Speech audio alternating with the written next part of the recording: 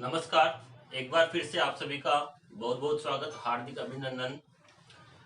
पिछली कक्षा में हम वर्णों के वर्गीकरण पर विस्तार से चर्चा किए हैं, जहां हमने प्राणवायु और कंपन के आधार पर वर्णों का वर्गीकरण पढ़ा। ये जो हमारा पहला चैप्टर था वर्ण विचार, ये बहुत ही इम्पोर्टेंट प्रकरण होता है, न केवल रीट विद्यार्थियों के लिए अपितु समस्त हिंदी व्याकरण के विद्यार्थियों के लिए। कोई सी भी प्रतियोगी परीक्षा हो, वहाँ हिंदी भाषा यदि आती है तो उसमें वर्ण विचार जो टॉपिक है, प्रकरण है, वो एक बहुत ही मायने रखता है, महत्वपूर्ण बिंदु होता है, जहाँ से हर परीक्षा में प्रश्न दो चार मुख्य रूप से पूछे ही जाते हैं। और ये वर्ण विचार बिंदु हमारा अंतिम पड़ाव पर है अब, क्योंकि बहुत ही सूक्ष्म और गहन तरीके से हम इसको पढ़ चुके हैं। अब बारी आती है वर्ण विचार के अंतर्गत जो हम पिछली कक्षा में व्यंजन पढ़े थे, उन व्यंजनों में कि 33 व्यंजन जो हैं, उनमें से कौन से व्यंजन तो ऐसे हैं जिनमें खड़ी पाई का प्रयोग होता है और कौन से व्यंजन ऐसे हैं जिनमें खड़ी पाई का प्रयोग नहीं होता है। क्योंकि देखा गया है आजकल कुछ परीक्षाओं में इस प्रकार के भी प्रश्न पूछे जाते हैं, जैसे मैंने एक आपको उदाहरण बताया था पिछली कक्षा में कि निम्न में से कौन से वर्ण में खड़ी पाई का प्रयोग हुआ है या नहीं हुआ है। तो आज हम इस बिंदु पर एक विस्तार से चर्चा करने वाले हैं और हमारा प्रयास यही है कि कोई सी भी परीक्षा हो, हिंदी व्याकरण से संबंधित प्रश्न यदि आपके सामने हो और आप उसका जवाब न दे सकें, ऐसी स्थिति बिल्कुल भी न बन पाए, ये हमारा पूर्ण प्रयास है। और उसी को मद्देनजर रखते हुए हम एक गहन से गहन और बारीक से बारीक विषय पर, सामग्री पर हम बिल्कुल यहाँ ध्यान आपका केंद्रित करना चाह रहे हैं और उसको बताना चाह रहे हैं। तो उसी विषय पर आइए देखिएगा कि कितने व्यंजन ऐसे हैं। तो सबसे पहले हम व्यंजनों का परिचय खैर हम पहले पढ़ ही चुके हैं, लेकिन एक बार फिर से आपके सामने नोटिस कर दूं मैं। 33 व्यंजनों को हम 5 श्रेणियों में विभाजित किए हैं। जो 5 श्रेणियां हैं, 5 वर्ग हैं, क वर्ग, च वर्ग, ट वर्ग, त वर्ग और प वर्ग। क वर्ग में प्रत्येक वर्ग में 5 वर्ण रखे जाते हैं। क वर्ग में जो 5 वर्ण आते हैं वे हैं क, ख, ग, घ, ङ। च वर्ग में जो आते हैं च, छ, ज, झ, ञ। ट वर्ग में आने वाले हैं ट, ठ, ड, ढ, ण। त वर्ग में आने वाले त, थ, द, ध और न। प वर्ग वाले हैं प, फ, ब, भ, म। ये 25 व्यंजन हुए जिन्हें हम स्पर्श व्यंजन या वर्गीय व्यंजन कहे हैं। इसके बाद में अंतस्थ व्यंजन है 4, य, र, ल, व। 4 ऊष्म व्यंजन है श, श, स, ह। ये 4 ऊष्म व्यंजन है। 25 स्पर्श व्यंजन, 4 अंतस्थ, 29 और 4 ऊष्म व्यंजन, 33 व्यंजन है। अब हम देखना ये चाह रहे हैं कि 33 व्यंजनों में से कितने ऐसे व्यंजन हैं जिनमें खड़ी पाई का प्रयोग होता है। खड़ी पाई से मतलब, वैसे तो हम पिछली कक्षा में इसके बारे में थोड़ी सी चर्चा कर चुके हैं, ऐसा वर्ण जिसकी रचना करते समय हमें एक खड़ी लाइन, खड़ी पंक्ति खींचनी पड़ती है। ऐसा वर्ण जिसकी रचना करते समय, मतलब जिस वर्ण को बनाते समय हमें खड़ी पंक्ति, खड़ी लाइन ये सब खींचनी पड़ती है, वो खड़ी पाई कहलाती है। ये जिस वर्ण में ये ऐसी लाइन हमें खींचनी पड़ी खड़ी, उसे हम कहते हैं खड़ी पाई। ये खड़ी पाई। और वर्ण के ऊपर जो माथा बांधते हैं, हम कहते हैं भाई माथा बांधो इस वर्ण का। बहुत से बच्चे हम देखते हैं कि लिख दिया ये बात खत्म है। तो जो होते हैं अध्यापक जी, वो कहते हैं कि इसके ऊपर माथा बांध दिए, मतलब ये माथा बांधना वाली जो रेखा है, माथे बांधने वाली जो रेखा है उसे हम कहते हैं सिरो रेखा के नाम से जानते हैं। ये सिरो रेखा है, तो ऊपर वाली सिरो रेखा है और ये खड़ी पाई। तो आज हम खड़ी पाई से संबंधित वर्ण जानेंगे। तो हम हमारे पास में जो ये 33 व्यंजन रखे हैं उनमें जानने का प्रयास करें, देखने का प्रयास करेंगे कि कितने वर्ण ऐसे हैं जिनमें खड़ी पाई का प्रयोग हुआ है। आइए देखिएगा। क वर्ग की यदि हम बात करें, क वर्ग में बीच में खड़ी पाई का निर्माण हुआ है। खड़ी पाई लगानी पड़ी। खड़ी पाई बिना लगाने के हम क की रचना कर पाना संभव नहीं था। बिना खड़ी पाई के क की रचना कर पाना संभव नहीं था। तो हम कह सकते हैं एक वर्ण तो ये क है जिसमें खड़ी पाई का प्रयोग हुआ। आगे चलिए, ख में भी खड़ी पाई का प्रयोग हुआ, ये ग में भी खड़ी पाई का प्रयोग हुआ, घ में भी खड़ी पाई का प्रयोग हुआ। क वर्ग का जो 5वां वर्ण है उसमें खड़ी पाई का प्रयोग है क्या? नहीं है, कहीं भी इसमें खड़ी पाई नहीं है। इसको हम खड़ी पाई नहीं कह सकते हैं, ये खड़ी पाई नहीं। जिस पूरी रेखा, पूरी नीचे तक जो रेखा आएगी, सीधी रेखा आएगी, वही खड़ी पाई कहलाएगी। तो ये नीचे तक इसमें खड़ी पाई नहीं आ रही है, तो इसको खड़ी पाई नहीं करेंगे हम। तो क वर्ग में आने वाले वर्ण 4 वर्ण ऐसे हैं जिनमें खड़ी पाई का प्रयोग हुआ है। च वर्ग में च आता है, छ नहीं आएगा, ज, झ और ये खड़ी पाई वाले वर्ण है। ट वर्ग में ट नहीं है, ठ भी नहीं है, ड भी नहीं है, ढ भी नहीं है, और केवल एकमात्र वर्ण है आणा। आणा में खड़ी पाई का प्रयोग हुआ। त वर्ग में त आएगा, थ आएगा, द आएगा, सॉरी द नहीं होगा, द में खड़ी पाई का प्रयोग नहीं है। पूरी खड़ी पाई, पूरी एक सीधी लाइन नहीं है द में। ध में है, न में है, प में है, फ में है, ब में है, भ में है और म में भी है। य में भी खड़ी पाई का प्रयोग, ग में नहीं है, ल में है, व में भी है, श में है, श में भी है और दंते स, इसमें भी खड़ी पाई का प्रयोग हुआ है। अब हमारा प्रश्न था कि कितने व्यंजन ऐसे होते हैं जिनमें खड़ी पाई का प्रयोग किया जाता है, खड़ी पाई का प्रयोग होता है। तो आइए गिने। 4 तो ये हो गए, 5, 6, 7, 8, 9, 10, 11, 12, 13, 14, 15, 16, 17, 18, 19, 20, 21, 22, 23, 23 वर्ण हुए।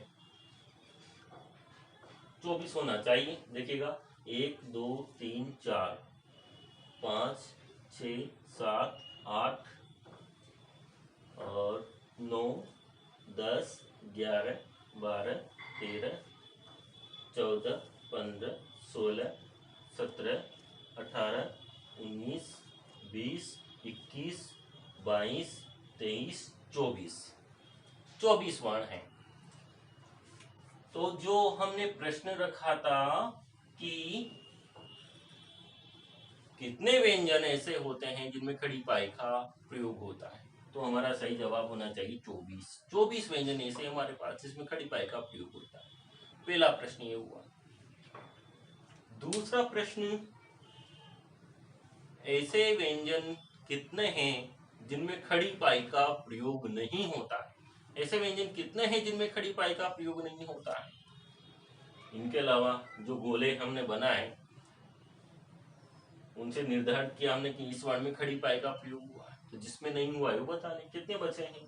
तो इसमें खड़ी पाई का प्रयोग नहीं हुआ। 1, 2, 3, 4, 5, 6, 7, 8 और 9 वर्ण ऐसे हुए जिनमें खड़ी पाई का प्रयोग नहीं होता। तो 9 वर्ण खड़ी पाई का प्रयोग नहीं।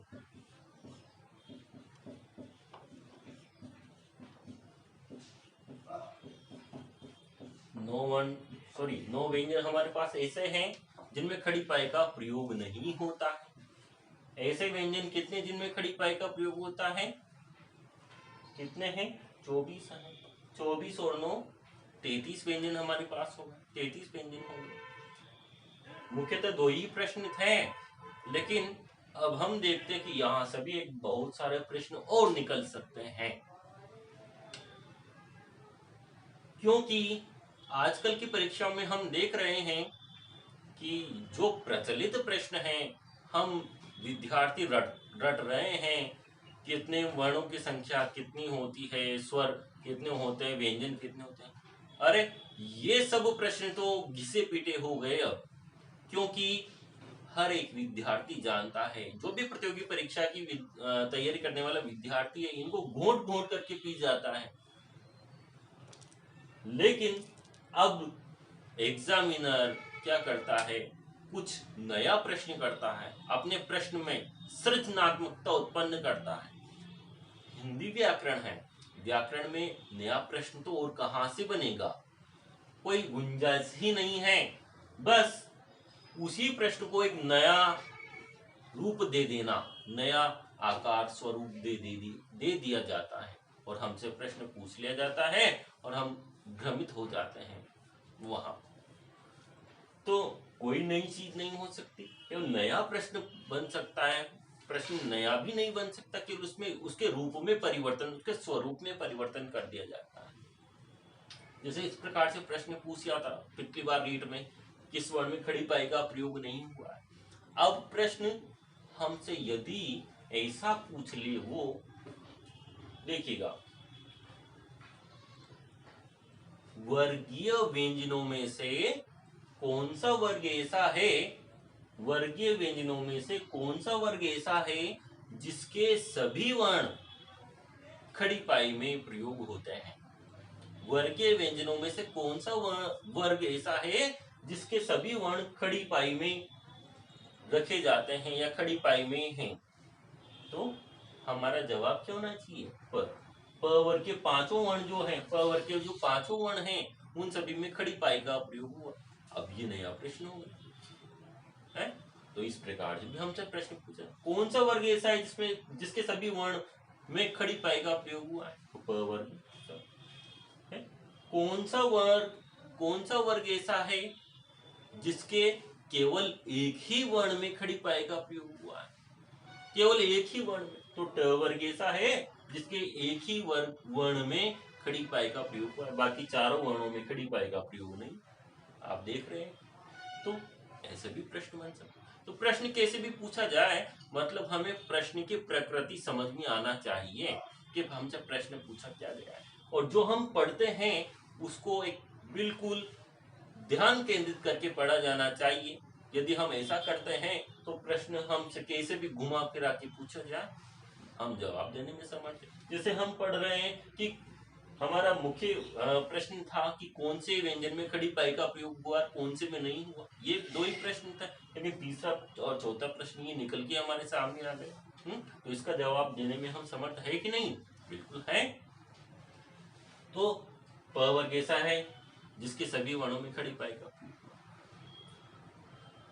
इसके अलावा यदि हम बात करें कि कौन से व्यंजन ऐसे हैं जो खड़ी पाई को लांग करके भी आगे निकल जाते हैं, कौन से व्यंजन ऐसे जो खड़ी पाई को लांग के आगे निकल जाते हैं, मतलब हमें किसी वर्ण की रचना करनी होती है तो एक खड़ी पाई लगानी होती है बीच में, जिन वर्णों में खड़ी पाई का प्रयोग।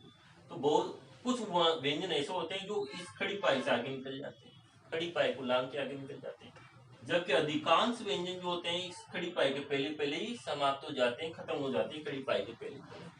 तो हम देखें, देखो कवर का पहला ही व्यंजन जो है क, खड़ी पाई को लांग के आगे निकल रहा है। ये इसकी खड़ी पाई है और इस खड़ी पाई के पहले खत्म नहीं हुआ, अब तो बाहर निकल रहा है। तो हम कह सकते हैं एक तो क, एक तो कर। अब देखो यहाँ ख खड़ी पाई के पहले खत्म हो गई, खड़ी पाई को लांग के आगे नहीं जा रहा, तो हम नहीं कह सकते ये खड़ी पाई को लांग के आगे जा रहा। ग, ये भी खड़ी पाई को लांग के नहीं जा रहा, ये भी नहीं जा रहा। देखो सभी में सब खड़ी पाई के पहले खत्म हुए हैं ये सारे व्यंजन, ये सभी। अब देखो यहाँ फिर आया फ, ये फ, ये फ, ये खड़ी पाई को लांग के आगे जा रहा है, ये ये आगे जा रहा है खड़ी पाई को लांग। हम कह सकते हैं क और फ। क और फ ऐसे दो व्यंजन हैं जो खड़ी पाई को लांग के आगे निकल जाते हैं। तो 33 व्यंजनों में से कितने व्यंजन ऐसे हैं जो खड़ी पाई को लांग के आगे निकल रहे हैं? उनकी संख्या है 2। संख्या पूछी जाए तो 2। और प्रश्न दे दिए कि निम्न में से कौन सा ऐसा व्यंजन है जो खड़ी पाई को लांग के आगे निकलता है। विकल्प में 4 विकल्प दे दे कोई से भी, तो हमारा विकल्प तो दोनों में से ही होना चाहिए, क और फ में से। ये 2 ही व्यंजन ऐसा है जो खड़ी पाई को लांग के आगे निकल रहे हैं, आगे जा रहे हैं। तो ये हुई खड़ी पाई की बात। यहाँ से हमसे प्रश्न पूछा जाए तो बिल्कुल कैसे भी प्रश्न पूछ लिया, अब हम उसका जवाब देने में बिल्कुल समर्थ हैं, सक्षम हैं। आप इसका स्क्रीनशॉट ले लीजिए एक बार।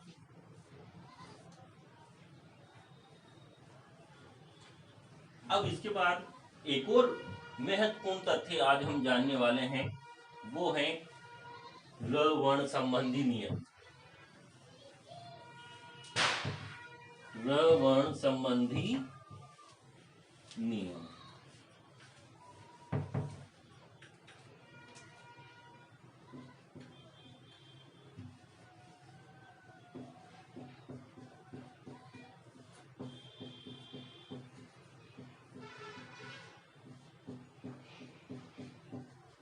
र वर्ण संबंधी नियम हम देखते हैं कि र को 3 प्रकार से प्रयोग किया जाता है। 3 प्रकार से र प्रयोग में लाया जाता है। कैसे कैसे लाया जा रहा है देखिएगा। एक तो र को र ही लिख दिया जाता है स्वतंत्र रूप में। एक र को खड़ी पाई में तिरछी रेखा के रूप में प्रयोग किया जाता है, और एक र को सिरो रेखा के रूप पर इस रूप में लगाकर भी प्रयोग किया जाता है। ये 3 स्थितियां हैं र के प्रयोग की। हम जानने वाले ये हैं कि कहाँ तो इस प्रकार से र को लिखा जाना चाहिए, कहाँ इस प्रकार से लिखा जाता है और कहाँ इस प्रकार से लिखा जाता है र। ये एक व्यवहार की बात तो है ही, नॉलेज की बात तो है ही, लेकिन यहाँ से भी परीक्षा में प्रश्न पूछ लिया जा सकता है। बिल्कुल कैसे पूछ लिया जाएगा उसकी चर्चा हम बाद में करेंगे। पहले ये जानेंगे कि कौन सी स्थिति में र को कैसे लिखा जाना चाहिए। देखिएगा,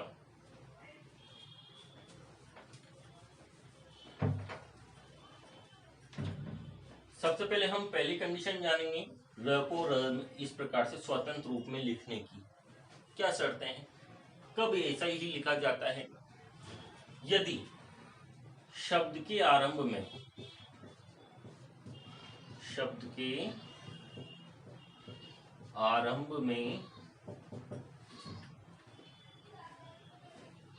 र स्वर सहित आवे,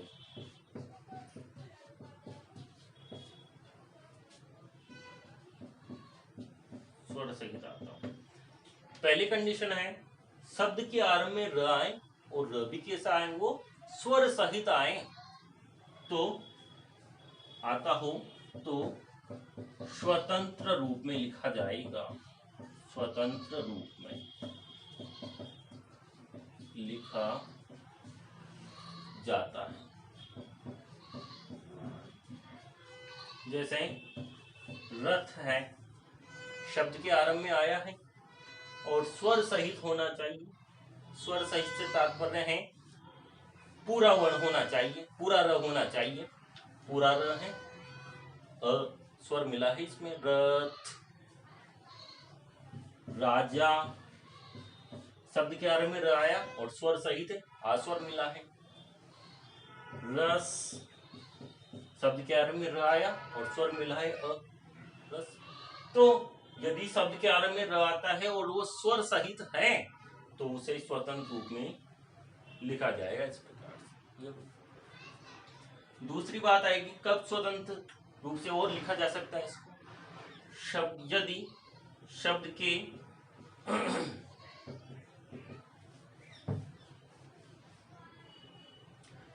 किसी भी शब्द में पूर्ण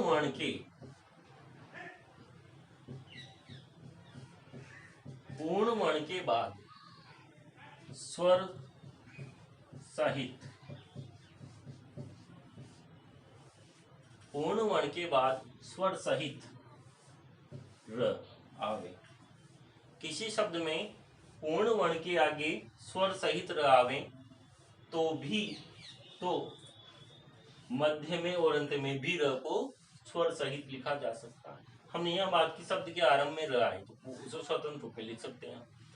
शब्द के मध्य में और अंत में भी र को स्वतंत्र रूप में लिखा जा सकता है, बशर्ते जो र आएगा उससे पहले क्या होना चाहिए, पूरा वर्ण। पूरे वर्ण से तात्पर्य कि उसमें स्वर मिला होना चाहिए व्यंजन में। तो पूरा वर्ण हो और उसके बाद में स्वर सहित र आए तो उसे भी हम स्वतंत्र रूप में लिख सकते हैं इस प्रकार से, जैसे कि निरोग, निरोग। हमने बात की पूरा वर्ण हो, पूरा वर्ण नी, न में एक की मात्रा जुड़ी है, स्वर है, और उसके बाद स्वर सहित रहा है, ये रहा स्वर से ओ की मात्रा है, स्वर सहित है, ओ की मात्रा है, तो इसको भी हम स्वतंत्र रूप में लिखे हैं इस प्रकार से। निरोग, निडर, निडर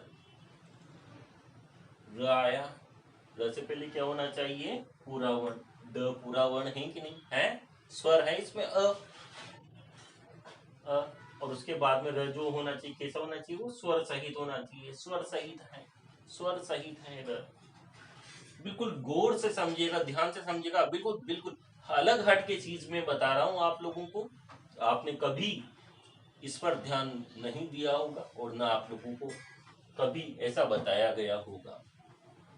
यहाँ से भी प्रश्न निकलेगा, बनेगा, कैसे बनेगा वो हम बाद में देखेंगे। अभी केवल आप नियम पर ध्यान दीजिएगा।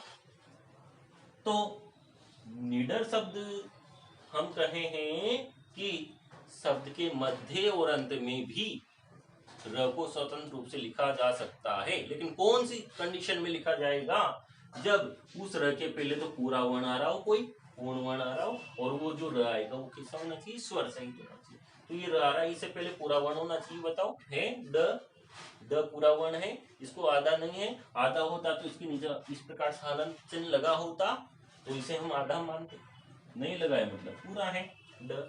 और उसके बाद स्वर सहित र आना चाहिए, है र में र मिला है तो र को यहाँ स्वतंत्र रूप से हमने लिखा है। तो र को शब्द के आरंभ में स्वतंत्र रूप से लिखा जा सकता है, बशर्ते र स्वर सहित हो। शब्द के मध्य और अंत में भी र को स्वर सहित लिखा जा सकता है, बशर्ते उस र के पहले पूरा वर्ण हो और वो र जो होगा वो स्वर सहित हो। तो मध्य और अंत में भी स्वर सहित लिखा, स्वतंत्र रूप में लिखा जा सकता है इस प्रकार से। ये स्वतंत्र र के स्वतंत्र रूप की बात हुई। अब दो रूप जो बचे र के, एक खड़ी पाई में तिरछी रेखा वाला और एक सिरो रेखा के ऊपर वाला, उसकी चर्चा अब हम करते हैं। आप इसको लिख लीजिए चाहे तो। शब्द के आरंभ में र स्वर सहित आता हो तो उसे स्वतंत्र रूप में लिखा जा सकता है, जैसे रथ, राजा, रस। और किसी शब्द में पूर्ण वर्ण के आगे, पूरे वर्ण के आगे स्वर सहित र आवे तो मध्य में, शब्द के मध्य में और अंत में भी र को स्वर सहित लिखा जा सकता है, जैसे निरोग और निडर इत्यादि। अब हम र के दूसरे रूप की बात करें, जो होता है इस प्रकार का, इस प्रकार। ये कैसे लिखा जाएगा, देखिएगा।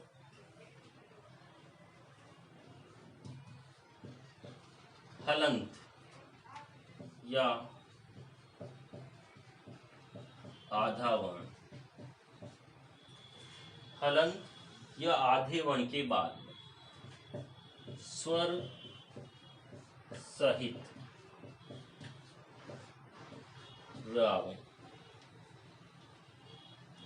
स्वर सहित र। क्या कहा, हलंत या आधा वर्ण हो कोई, दोनों का मतलब एक ही है। कोई भी जो हलंत वर्ण होगा उसे आधा ही माना जाता है। कोई भी वर्ण हमने पूरा लिख दिया, यदि उसके नीचे हलंत लगा दिया, इस प्रकार से रेखा लगा दी नीचे तिरछी रेखा, तो वो हलंत का चिन्ह है।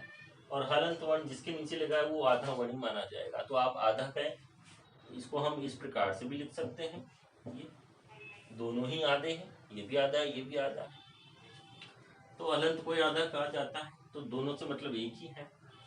तो हम कहना चाह रहे हैं ये यहाँ पर कि हलंत वर्ण के आगे स्वर सहित र आए, हलंत वर्ण के आगे स्वर सहित र आए तो उस र को हलंत वर्ण की खड़ी पाई में इस प्रकार से लगा दिया जाता है, आड़ी रेखा या तिरछी रेखा के रूप। क्या कहा? हलंत वर्ण के आगे स्वर सहित र आए, स्वर सहित र मतलब पूरा र आए, ऐसा र आए जिसमें कोई न कोई सा स्वर अवश्य मिला हुआ। तो उस र को कैसे लिखेंगे? स्वतंत्र रूप से नहीं लिखेंगे। अब क्यों नहीं लिखेंगे? कंडीशन आ गई यहाँ पर। कौन सी कंडीशन? कि जो र आएगा यदि उसके पहले हलंत वर्ण आ रहा है तो फिर उस र को हलंत वर्ण की जो खड़ी पाई है उसमें इस प्रकार से लिखा जाएगा, या हलंत वर्ण में इस प्रकार से लगा दिया जाएगा तिरछी रेखा के रूप में। जैसे ये शब्द होता है हमारा क्रम, क्रम। अब यदि हम इसका वर्ण विश्लेषण करते हैं तो क प्लस र प्लस अ प्लस म प्लस अ, इस प्रकार से हुआ इसका वर्ण विश्लेषण। अब हमने क्या कहा? हलंत वर्ण के आगे स्वर सहित र, ये हलंत वर्ण था। र में अ मिलाएंगे तो पूरा र बनेगा कि नहीं? बताओ। ये पूरा र हो गया। म में अ मिलाएंगे तो ये पूरा म बन गया है। अब क में मिलाने के लिए तो कुछ है नहीं हमारे पास यहाँ पर, तो क तो आधा ही है, तो क हम कहें हलंत वर्ण के आगे स्वर सहित र, स्वर सहित है र, ये हलंत वर्ण। तो इस र को कैसे लिखेंगे? अब स्वतंत्र रूप में न लिख के इसकी खड़ी पाई में लिखेंगे, तो ये खड़ी पाई है आ गया। और पीछे जो म बचा ये हमारा क्रम शब्द बनता है। इस प्रकार से क्रम शब्द बना है।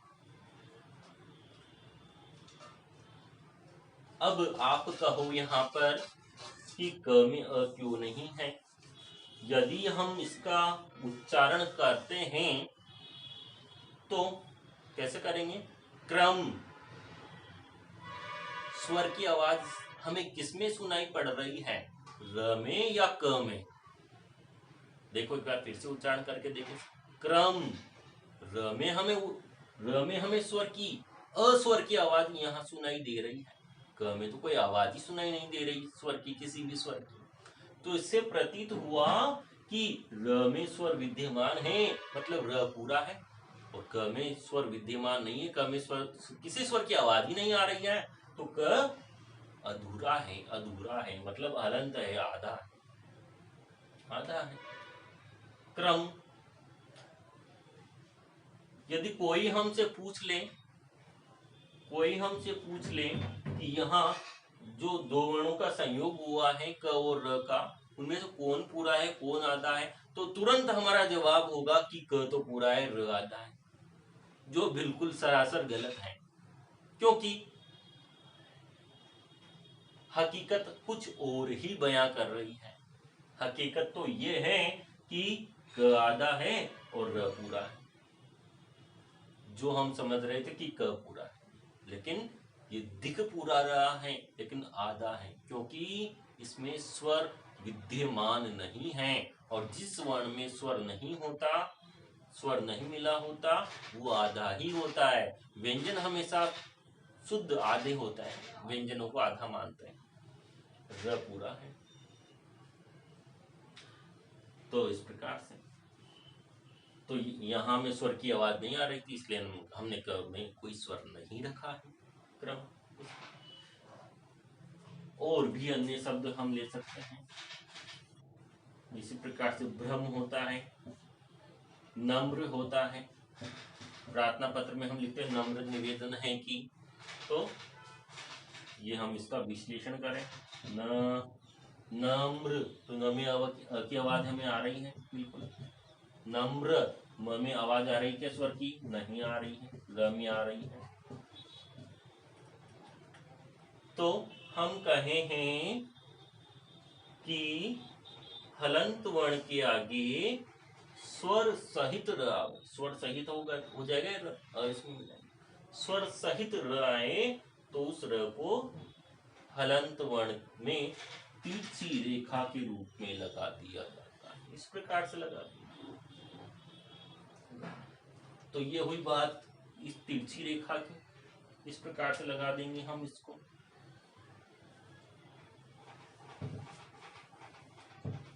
क्रम भ्रम नम्र। अब बात आती है र को र के तीसरे रूप की।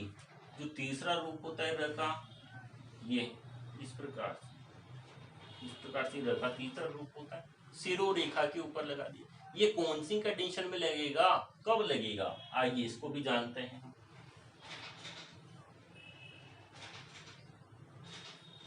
यदि पूर्ण वर्ण के आगे स्वर रहित र, पूर्ण वर्ण के आगे यदि स्वर रहित र आएगा तो इस स्वर रहित र को अपने से आगे वाले वर्ण के ऊपर, इस पूरे वर्ण से आगे वाले वर्ण के ऊपर इस प्रकार से लगा दिया जाएगा। क्या कहा कि शब्द में कहीं पूरा वर्ण आ रहा हो और उस पूरे वर्ण के आगे क्या आ रहा हो, स्वर रहित र। अब तक हमने स्वर सहित र की बात की थी, पहली बार स्वर रहित र आया है, देखिएगा। तो स्वर रहित र को कैसे लिखेंगे? यदि किसी शब्द में पूरा वर्ण आ रहा हो और उसके आगे स्वर रहित र आए तो उस र को आगे वाले वर्ण के ऊपर इस प्रकार से लगा दिया जाएगा। जिसे हम देखते हैं कर्म। इसका वर्ण विश्लेषण करें। कर्म, अब देखो यहाँ की आवाज आ रही नहीं, कर्म आ रही। क प्लस अ, र प्लस म प्लस अ। पहले तो हम ये देखें इसके अनुसार, इस डेफिनेशन के अनुसार, इस ट्रिक के अनुसार हमारा सही है क्या? हमने कहा शब्द में पूरा वर्ण हो, क पूरा वर्ण है, मिलाएंगे पूरा बन गया क। पूरे वर्ण के आगे स्वर रहित र आए, स्वर रहित है, बाद में आ रहा है, मतलब पूरा नहीं बनेगा, ये आधा ही रहेगा, स्वर रहित है। तो इस स्वर रहित र को क्या करेंगे, अपने से ठीक आगे वाले, इस र से ठीक आगे वाले वर्ण के ऊपर इस प्रकार से लगा देंगे, यानी म के ऊपर लग जाएगा, म तो पूरा बन ही जाएगा, ये लग गया। इस प्रकार से लग गया कर्म, ये बन जाएगा इस प्रकार। यहाँ हमने तीसरी रेखा के रूप में क्यों नहीं लगाया? क्योंकि उसकी शर्त कुछ अलग थी, उसकी शर्त अलग थी। तो हम देखें अब देखिए दोनों का उच्चारण, इसका उच्चारण क्रम और इसका उच्चारण कर्म। क्रम कर्म, यहाँ क आधा था, यहाँ क पूरा है। कर्म, यहाँ क के साथ हमें स्वर की आवाज सुनाई दे रही है, सुनाई पड़ रही है की आवाज, जबकि यहाँ क के साथ स्वर की आवाज सुनाई नहीं दे रही थी, इसलिए हमने क को आधार माना था। और यहाँ क की आवाज पूरी सुनाई दे रही है, स्वर की आवाज आ रही है इसके साथ, इसलिए पूरा है क। कर्म, यहाँ र में, यहाँ र के साथ कोई स्वर नहीं है, कर्म, कर्म जुड़ गया डायरेक्ट र के साथ, र के साथ कोई स्वर नहीं है, इसलिए र आधा। यहाँ र के साथ होता क्रम, यह र के साथ अ की ध्वनियों में आ रही थी, तो हमने इस प्रकार उच्चारण करके देखे। तो इस प्रकार से कर्म है। मर्मज्ञ शब्द आता है, एक मर्मज्ञ है, मर्मज्ञ, वो भी इसी प्रकार से, किस प्रकार से बना है यहाँ पर, मर्मज्ञ, र में किसी स्वर की आवाज नहीं आ रही है? और पूर्ण वर्ण है म, उसके बाद में आया है स्वर रहित र, तो हम इसको ऐसे लिखेंगे। अब बात आती है कि हमसे प्रश्न कैसे पूछ लिया जा सकता है यहां से, तो प्रश्न बिल्कुल इसी प्रकार से पूछ लिया जाएगा।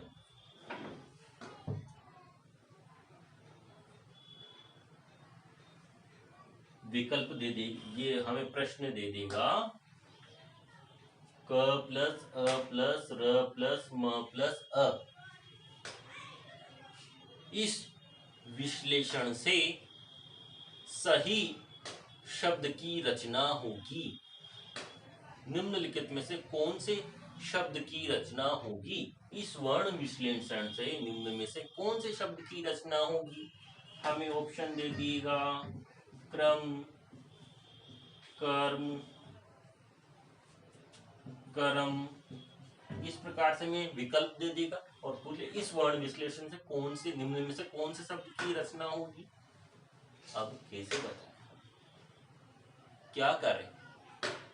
तो हमारा ये जो फॉर्मूला हमने देखा, क्या देखा कि र आ रहा है, र के पहले वाला वर्ण हमें देखना है कैसा, ये पूरा पूर्ण वर्ण के आगे स्वर रहित र आ रहा है तो ऊपर चढ़ेगा आगे वाले वर्ण के ऊपर, तो यह ऑप्शन हमारा सही होगा ये वाला।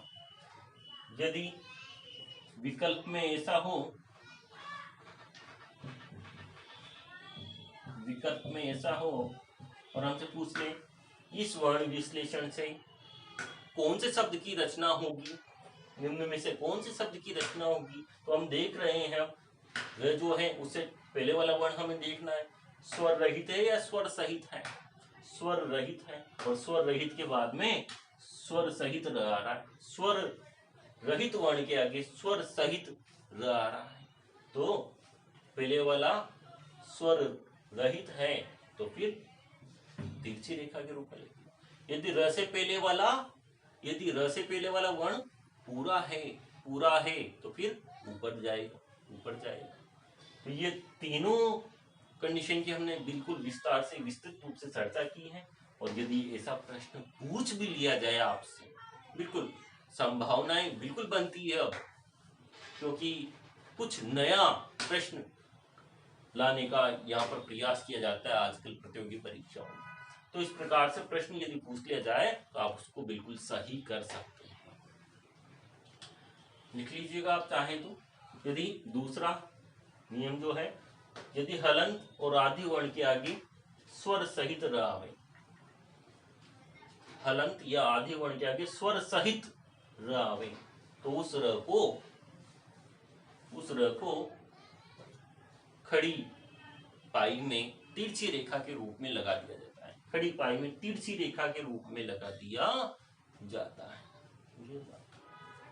अगला लिख लीजिएगा, यदि पूर्ण वर्ण के आगे स्वर रहित र आवे, पूरे वर्ण के आगे स्वर रहित र आवे, तो उस र को आगे वाले अपने से ठीक आगे वाले वर्ण के ऊपर लगा दिया जाता है। इस प्रकार कर्म, मर्म, शर्म, इस प्रकार के शब्द यहाँ बनते हैं। ये र की बात हुई। इनके अलावा र को एक और प्रकार से लिखा जाता है जो आप सोच रहे होंगे, वो भी बता देता हूं।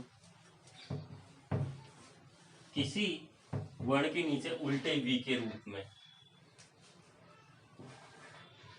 किसी वर्ण के नीचे उल्टे वी के रूप में इस प्रकार से र को लिख दिया जाता है। कब लिखा जाता है और कहाँ लिखा जाता है, ऐसा भी उल्टा भी, ये कोई नया र नहीं है, जो हम नियम पढ़े हैं वही है, बिल्कुल वही है। जिसे हम लिखते हैं ट्रक, ट्रक, इस प्रकार से लिखते हैं। हमने अभी फिलहाल एक नियम पढ़ा कि हलंत वर्ण या आधा वर्ण के बाद में स्वर सहित र, हलंत वर्ण के आगे स्वर सहित र आए तो क्या करें? र को उस हलंत वर्ण में कैसे लगाएंगे? तिरछी रेखा के रूप में लगाएंगे, तिरछी रेखा के रूप में लगाएंगे हलंत वर्ण। अब देखो यह हमने ट्रक शब्द कैसे लिखा, ये हमारा ट था, ट्रक का वर्ण विश्लेषण करेंगे। ट, बताओ कौन आधा है, कौन पूरा है?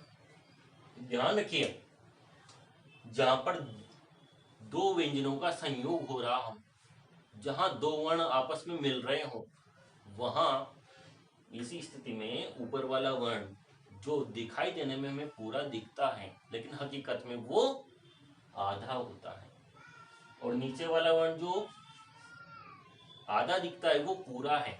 मतलब कहने का तात्पर्य हुआ कि ट आधा है और र पूरा है, तो ये ट आधा है, ट प्लस र पूरा है, र प्लस क, इस प्रकार से बना। र पूरा है, क भी पूरा है। अब हम देखते हैं ट्रक शब्द बनाएं तो ट प्लस र प्लस अ प्लस क प्लस अ, ये ट आधा है। अब हम क्या करें नियम के अनुसार कि हलंत वर्ण के आगे स्वर सहित र आए, ये हलंत वर्ण है, इसके आगे स्वर सहित र, ये र पूरा है, अब को इसमें मिलाएंगे पूरा, स्वर सहित र, तो क्या करेंगे इस र को तिरछी रेखा के रूप में, तो हलन तो था ही सही, तिरछी रेखा और खींच देंगे और बन गया क्या? र, इस प्रकार से बन गया र। और जिसे हम कहते हैं कि ये उल्टा वी, ये उल्टा कोई वी र का रूप नहीं है, अपितु यही है तिरछी रेखा ही है जो हम वहां अन्य वर्णों में प्रयोग करते हैं। केवल ये इधर तो हलंत, ये उल्टा भी नहीं, इधर वाला तो हलंत का चिन्ह है, और इधर वाला ये र का जो हम खड़ी पाई में लगा देते हैं, वही बस फर्क इतना सा है कि जो गोल आकृति वाले वर्ण हैं, गोलाकार जो वर्ण होते हैं, उनमें इस प्रकार से लगता है, इस प्रकार से वही चिन्ह है, लेकिन ये हलंत भी होता है यहाँ पर। इसी प्रकार से हम लिखते हैं ड्रम है, तो गोल आकृति वाले जितने भी वर्ण हैं वहां इस प्रकार की आकृति बन जाती है रम में। इधर तो हलंत वाला और ये र का चिन्ह, इस प्रकार से तो वही नियम वही था, कोई नया नहीं था। तो ये हमने जाना र वर्ण संबंधी नियम, यहाँ से प्रश्न कैसे पूछा जाता है ये भी हमने बात की है इस क्लास में। तो ये र संबंधी नियम हमारा यहाँ पर स्पष्ट हुआ होगा आप लोगों को।